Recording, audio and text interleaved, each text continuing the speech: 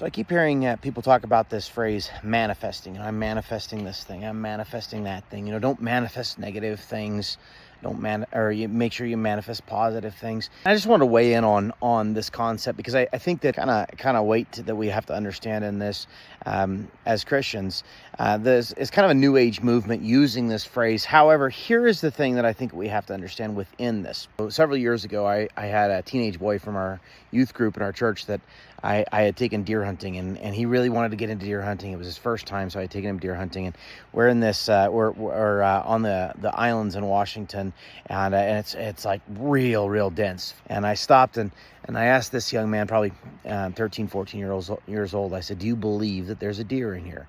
And he looked at me like I was crazy, and he goes, I don't think there's a deer in here." I'm like, "Okay, well, I believe there is a deer in here, and I think that if you'd believe there was a deer in here, you'd find one."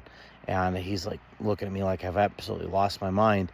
And I'm like, "No, you got to tell me you believe there's a deer in here." And so we kind of went back, and finally he goes, "Okay, I believe there's a deer in here." No sooner did he say it than a deer about 15 yards popped up and bounds across. It had been laying down in those ferns. So here's what I think we have to understand with manifesting.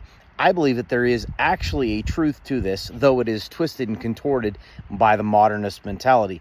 So the thing that I think we have to understand is, more often than not, when we manifest positive things, it's not that we have, by the power of our mind, created the thing to happen.